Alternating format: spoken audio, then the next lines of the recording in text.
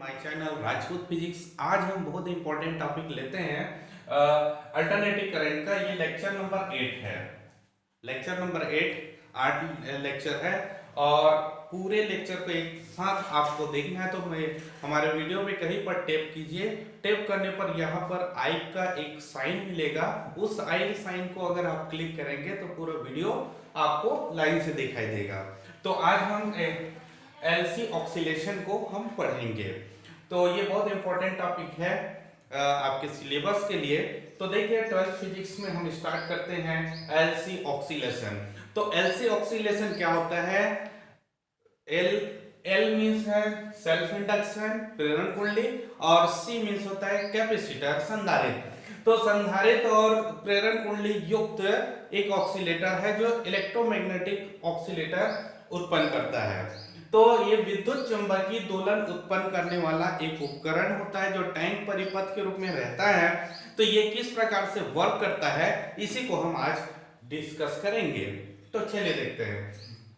तो जैसे मान लो एक संधारित्र है, इस संधारित्र को पूर्णतः अगर चार्ज कर दिया जाए, जैसे मान लो पूर्णतः चार्ज करेंगे तो एक प्लेट में पूर्ण प्लस क्यू एम आ जाएगा। क्यू एम मीन्स आवेश जो है वो मैक्सिमम है, ठीक है, इतना इसमें चार्ज हो चुका है।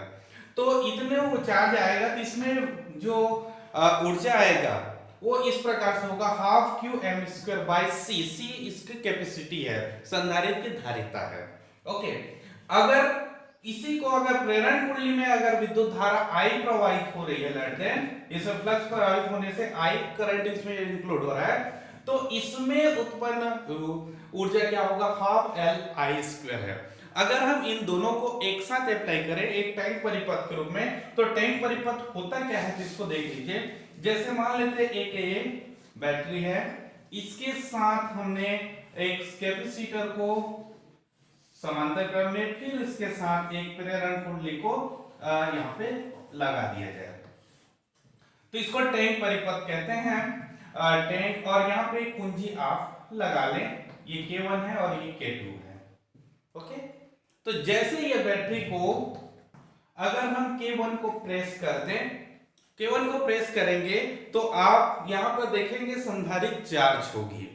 तो चलिए संधारित्र चार्ज होते होते पूर्ण चार्ज Q जो है Qm के इक्वल हो जाता है, यानी मैक्सिमम चार्ज इसमें आ जाता है इस कैपेसिटर में। प्लस Qm यहां पर माइनस Qm इस पोजीशन में, ये पॉजिटिव और यहाँ पे नेगेटिव। क्लियर हो गया? इसमें फुल चार्ज हो गया कैपेसिटर में। अब उसी समय हमने K1 को ओपन कर दिया। तो K1 को ओपन कर दें तो जैसे मान लेते ये K1 हमने ओपन कर दिया, ये कैपेसिटर है, इसमें प्लस Q आवेश है और इसमें माइनस Qm आवेश है, ठीक है। इसके साथ लगा हुआ प्रेरण कुंडली यहाँ पर आपको दिख रहा है, यहाँ पर K2 है। अगर हम K2 कुंजी को प्रेस करें तब क्या होगा? फर्स्ट कंडीशन देखो, यहां का ऊर्जा UE अगर हम देखें तो 1/2 Qm स्क्वायर बाय C, ये एनर्जी है किसके पास? कैपेसिटर के पास। लेकिन जैसे ही हम यहाँ पे K1 को प्रेस करेंगे, ये वाला जो सर्किट है वो कनेक्ट हो जाएगा। ये वाला सर्किट कनेक्ट होने से यहां से जो ऊर्जा है, करंट जो है यहाँ पे चलना चालू हो जाएगा। मतलब ये बैटरी का काम करना चालू कर देगा। कुछ समय के लिए आप समझ लीजिए बैटरी का काम कर रहा है। ओके, तो यहां से होकर एक करंट फ्लो होगा, धारा प्रवाहित होगा। तो धारा प्रवाहित होने से इसके बद्ध चुंबकीय फ्लक्स में वृद्धि होगी। इस प्लेट के बद्ध चुंबकीय फ्लक्स में, इस कुंडली के ऊपर बद्ध चुंबकीय फ्लक्स में वृद्धि होगी इस प्रकार से। क्लियर हो गया? तो इसमें आपको इस प्रकार से बद्ध चुंबकीय फ्लक्स में इंक्रीज होगा। तो क्या होगा? यहां से प्रेरित विद्युतवाहक बल उत्पन्न होगा और प्रेरित विद्युतवाहक बल उत्पन्न होने से इसमें ऊर्जा का मान बढ़ना चालू होगा। क्लियर है?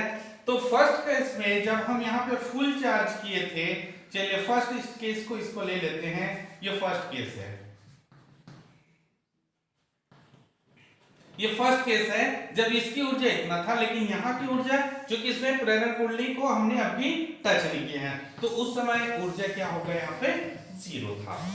लेकिन जब हम K1 को प्रेस करेंगे, K2 को प्रेस करेंगे तो कैपेसिटर का जो है आवेश है धीरे धीरे घटेगा और प्रेरण कुंडली की धारा बढ़ने लगेगी।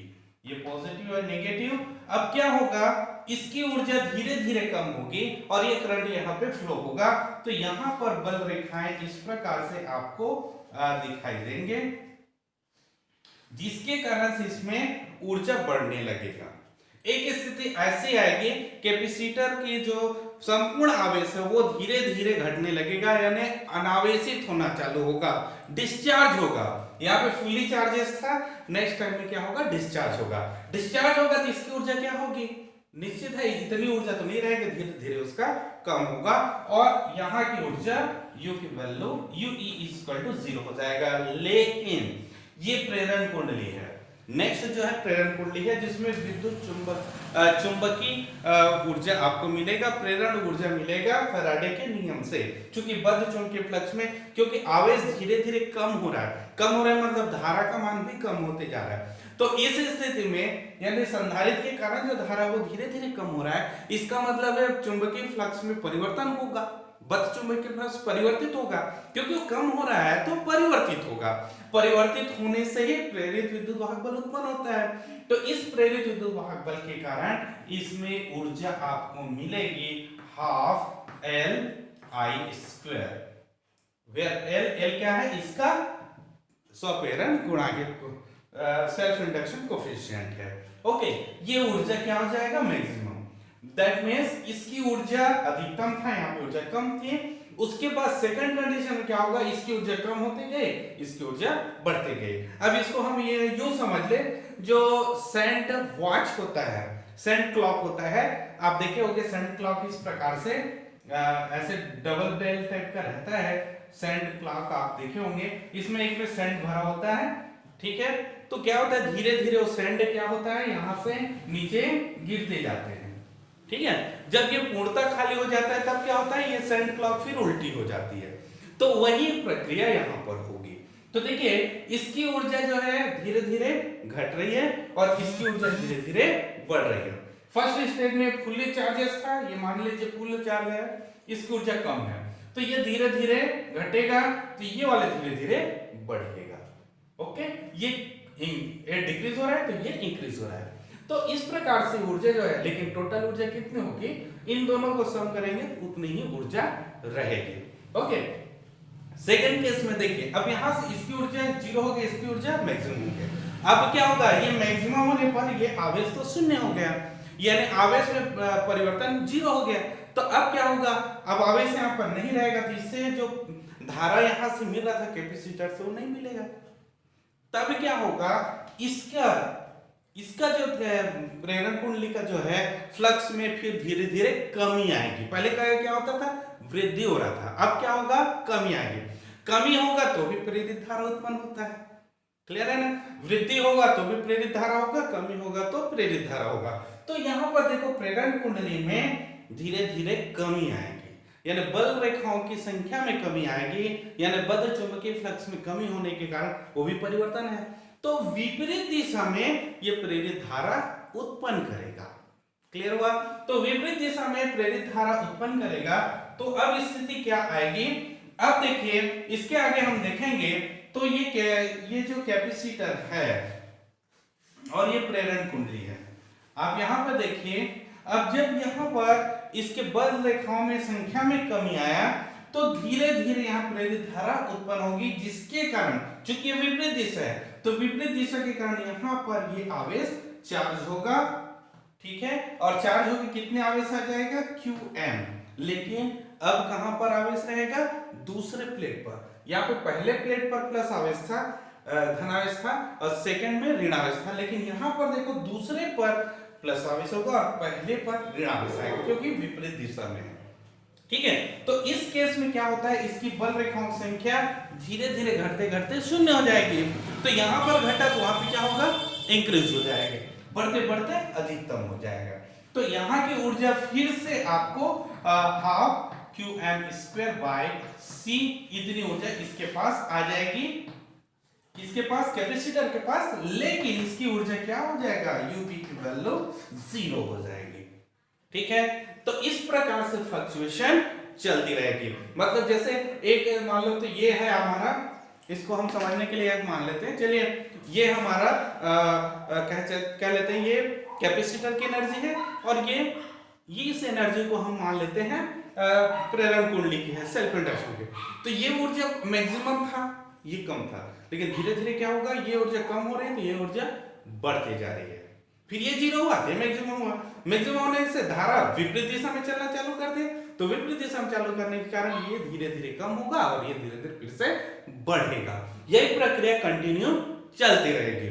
तो इस प्रकार से अगर हम देखें तो ये प्रक्रिया कंटिन्यू चलने के कारण क्या होगा, यहाँ पे आपको कभी करंट इस डायरेक्शन से मिलेगा तो कभी करंट इस डायरेक्शन से मिलेगा।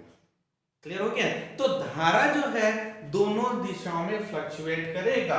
अगर हम इसमें देखें तो दोलन देखेंगे तो धारा कभी पॉजिटिव होगा तो कभी नेगेटिव होगा। तो इस प्रकार से आपको क्या मिलेगा, विद्युत चुंबकीय ऑक्सीलेशन मिलेगा। ये विद्युत का कॉजेस है और ये चुंबकीय फैक्टर है, बल रेखा है, चुंबकीय बल रेखा है। तो इन दोनों के कारण आपको वेव्स मिल रहा है, तो विद्युत चुंबकीय आपको ऑक्सीलेशन मिल जाएगा। क्लियर है? लेकिन यहीं पर एक पॉइंट आता है कि ये जो दोनों कैपेसिटर और सेल्फ इंडक्शन एक कनेक्टिंग वायर से कनेक्ट होता है। ठीक है, कनेक्टिंग वायर की रेजिस्टेंस 0 नहीं हो सकता, हम मानते हैं 0 होता है, नहीं होता है। और ये जो कुंडली कॉइल जो बना होता है वो भी किसी वायर से ही बना होता है, चाहे कितने भी अच्छे महंगे वायर का उपयोग करें उसमें कुछ ना कुछ रेजिस्टेंस होता है, कुछ ना कुछ प्रतिरोध होता है, जिसके कारण से एनर्जी जो है जूल प्रभाव या तो 3 इफेक्ट के कारण से निकल जाता है। तो निकल जाने के कारण यही जो ऑक्सीलेशन जो आपको प्लस और माइनस में मिल रहा था, वो ऑक्सीलेशन जो इस प्रकार से इसकी एनर्जी इक्वल थी, वो यहाँ पर इस प्रकार से इक्वल ना मिलकर धीरे धीरे घटते क्रम में हो जाता है। यानी इस प्रकार से ये देखिए पहले का अधिक होगा, फिर उसके बाद पीक धीरे धीरे कम होते जाएगी और ये ऑक्सीलेशन नीचे जाएगा, जिसको अवमंदित दोलन कहेंगे। तो ये किस कारण से हो रहा है? ये कनेक्टिंग वायर में एनर्जी का फ्लक्चुएशन के कारण हो रहा है। क्लियर हुआ? तो फ्लक्चुएशन के कारण एनर्जी जो है बाहर निकल रहा है, जैसे जूल प्रभाव से आप देखेंगे हीट के रूप में निकल जाता है I² RT, इस प्रकार से हीट के रूप में बाहर निकल गया। ठीक है, एक सिंपल से एक एग्जांपल है, हीट के रूप में निकल गया जूल इफेक्ट से, क्योंकि करंट तो फ्लो हो रहा है, तो उसके कारण से क्या होगा, रेजिस्टेंस 0 कर ही नहीं सकते। तो इसी कारण से क्या होगा, पहले पिक में आपको लेट 10 वोल्ट मिला था, तो नेक्स्ट में 10 वोल्ट नहीं मिलेगा, कम मिलेगा। ठीक है, तो नेक्स्ट में वोल्टेज कम हो जाएगा, दैट मींस करंट भी कम हो जाएगा। तो इस प्रकार से अभी इसकी पिक जो है इक्वल होता था, वो पिक धीरे धीरे घटते क्रम में जाएगी। ओके, तो इसको अवमंदित दोलन कहेंगे। तो ये किस रीजन से कारण हो रहा है, आपके कनेक्टिंग वायर के कारण से हो रहा है। तो इसको दूर करने के लिए क्या करेंगे, जितनी एनर्जी कम हो रहा है वहीं K1 को प्रेस करके उतनी ऊर्जा और दे दें, तब ये फ्री रूप से ऑक्सीलेट होगा। तो ये है आपका LC ऑक्सीलेशन। अब इसका मैथमेटिकल टर्म देखेंगे, तब तक इसको स्क्रीनशॉट कर लीजिए। चलिए इसका मैथमेटिकल टर्म को हम ऑब्जर्व करते हैं। तो चलो मान लेते हैं ये एक कैपेसिटर है जिसको फुली चार्ज करेंगे तो इसमें आवेश है Q। ओके, Q आवेश इसके पास है और यहाँ पे L है। जब इसको हम कनेक्ट कर देंगे यानी एक बंद परिपथ बनाएंगे तो निश्चित है चार्जेस आवेशित चार्ज है, इसको कनेक्ट कर दिया जाए तो यहाँ से होकर आपको करंट इस परिपथ में बहना चालू हो जाएगा। आप देखोगे कोई भी कैपेसिटर को या विद्युत उपकरण को आप लाइट भी निकाल देंगे तो प्लग को निकाल देंगे और उसको टच करेंगे तो कुछ करंट आपको लगता है, कारण है उसके अंदर रहने वाले कैपेसिटर के कारण है, संधारित्र के कारण उसमें आवेश रहता है। जब ये कनेक्ट होता है तो वो क्या होता है, हमारे शरीर से होकर गुजरता है। वैसे यहाँ पे देखिए इसको कनेक्ट कर दें तो करंट फ्लो होगा, धारा प्रवाहित होगा। तो धारा प्रवाहित होने के कारण इसके आवेश धीरे धीरे कम होगा। तो आवेश कम होगा, जैसे कम होते जाएगा धारा मान बढ़ते जाएगा। ठीक है, तो इसलिए इसकी वैल्यू अगर हम देखें तो धारा का मान होता है minus D Q upon D T.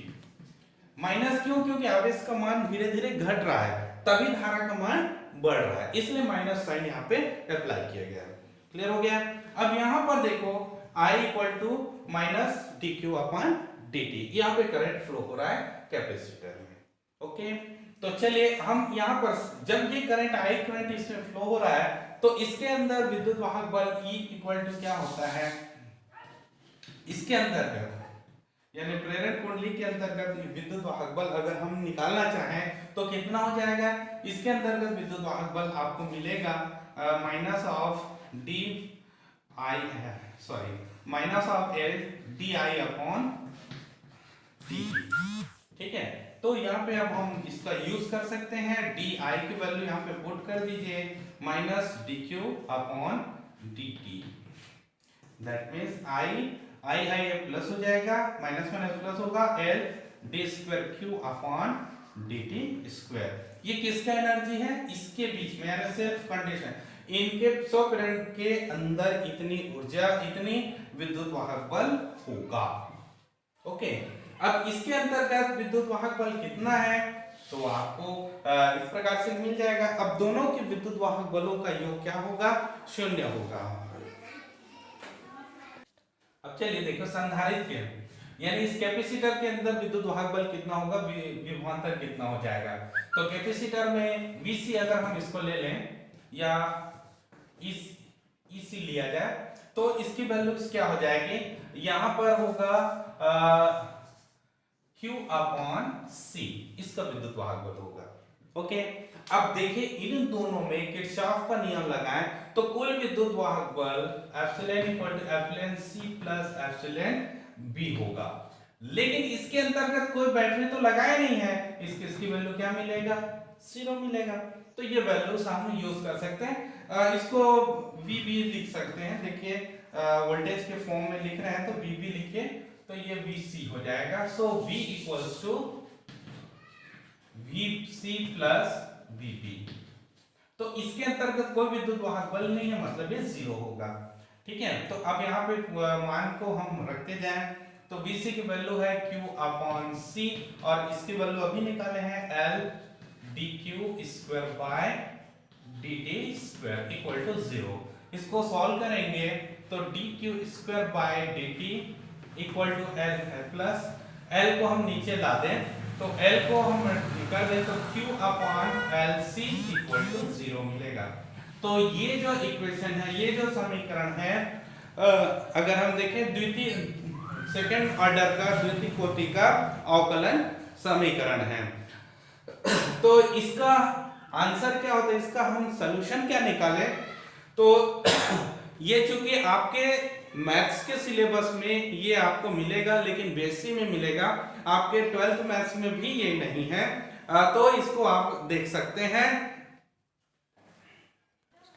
हम देखें एलसी सर्किट में देखे हैं तो क्या मिलता है, आप देखे होंगे ओमेगा इज इक्वल टू होता है 1/√LC, ये अपने को प्राप्त हुआ था। So omega square equal to क्या होगा 1/LC।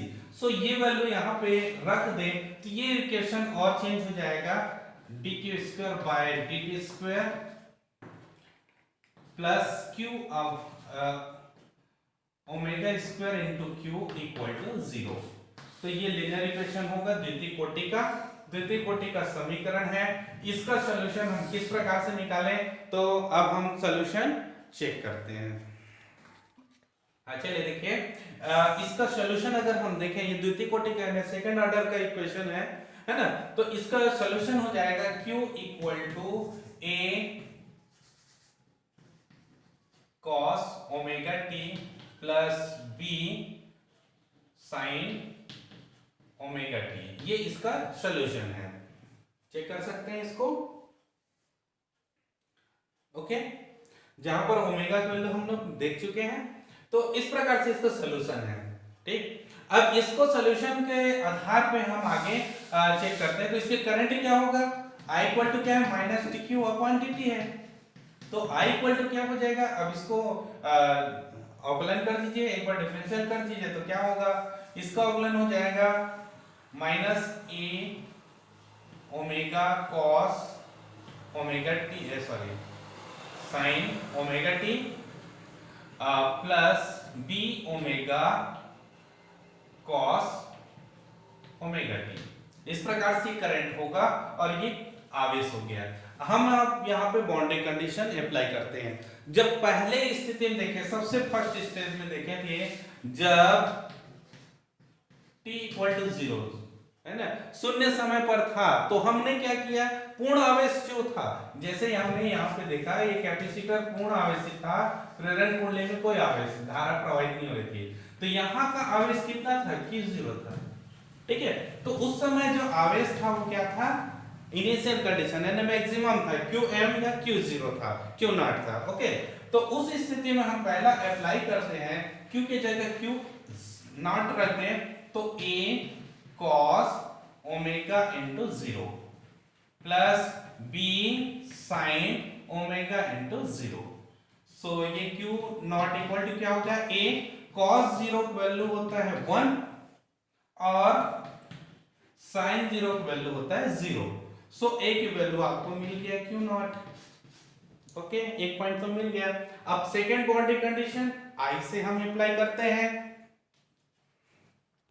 हाँ, देखिए यहाँ पर शून्य समय पर आवेश मैक्सिमम है, तो शून्य समय पर धारा कितना होगा, करंट कितना होगा। जब आवेश मैक्सिमम था, अधिकतम था, तो कोई धारा प्रवाहित नहीं हो रही थी, इस परिपथ में कोई धारा प्रवाहित नहीं हो रही थी। आवेश धीरे धीरे घटेगा तब धारा प्रवाहित होगी, तो उस समय I का मान क्या मिला था, 0 होता।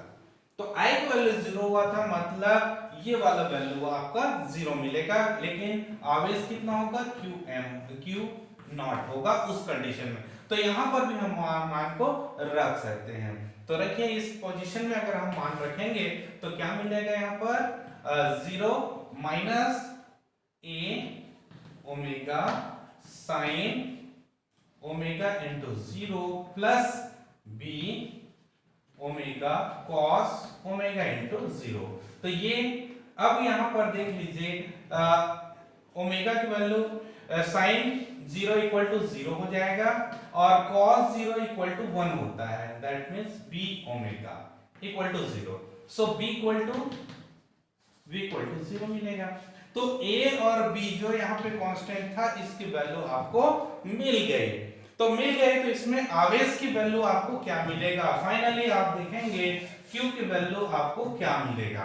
तो q की वैल्यू क्या मिलेगा, एक वैल्यू रख दो, b की वैल्यू तो 0 है, तो क्या होगा, एक वैल्यू है Q0 cos omega t। Okay, तो ये है q की इनिशियल वैल्यू। अब I की वैल्यू अगर हम निकाले, minus of dq upon dt, I की वैल्यू अगर निकाले तो यहां से आप देखेंगे b की वैल्यू तो 0 है, ये आ जाएगा minus of Q0 sine omega sine omega t. तो ये करंट की वैल्यू हो गया। तो इस प्रकार से हम LC ऑक्सीलेशन में एनर्जी निकाल सकते हैं। चलिए देखते हैं LC ऑक्सीलेशन में एनर्जी कंजर्वेशन को हम चेक करते हैं। Energy conservation in LC oscillation, ऊर्जा संरक्षण LC ऑक्सीलेशन में। तो ऊर्जा संरक्षण क्या होता है, जैसे हम देखें कैपेसिटर में एनर्जी क्या था, उसके कारण जो एनर्जी आपको मिला था UE equal to half Q0 square by C, और QM भी लिख सकते, QM यानी मैक्सिमम है, Q0 भी मैक्सिमम है। ओके, तो ये वैल्यूज मिल गया था। और वहां पे सेल्फ इंडक्शन में हम देखे थे तो उसमें एनर्जी आपको मिला था हाफ LI स्क्वायर। तो टोटल एनर्जी कितना होगा, टोटल ऊर्जा होगा UE प्लस UP।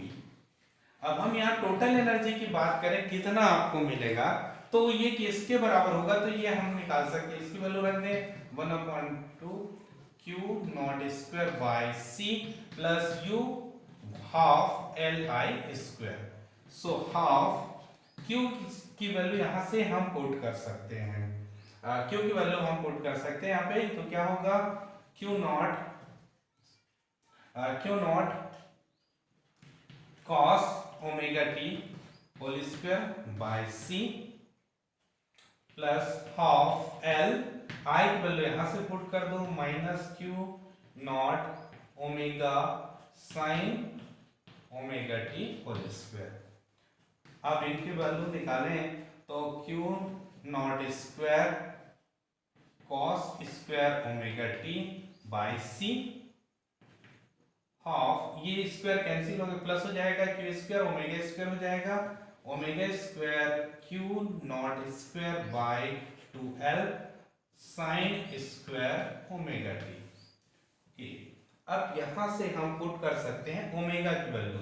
आपको पता है ओमेगा इक्वल टू होता है 1/√LC, omega square equal to होगा 1/√LC। ये वैल्यू यहाँ पे पुट करेंगे तो आपको मिलेगा Q naught square by 2c cos square omega T plus, यहाँ पे वैल्यू पुट कर दें तो ये हो जाएगा, सॉरी वैल्यू पर रहेगा, यहाँ होगा q naught square l by 2LC, l cancel, sine square omega t. तो दोनों में देखिए ये वैल्यू कॉमन आ जाएगा, q naught square by 2c cos square omega T plus sine square omega t, इसकी वैल्यू 1 होता है। दैट मीन्स आपको मिला half q naught square by c. यही इनिशियल है, प्रारंभिक ऊर्जा है जो कैपेसिटर में पहले से था, ये ऊर्जा आपको नियत है। तो यहीं पर देखो एनर्जी कंजर्वेशन यहाँ पे भी लागू होता है। तो आई होप आज ऑक्सीलेशन में पूरे थ्योरी को अच्छे से समझे होंगे। तब तक नेक्स्ट वीडियो के लिए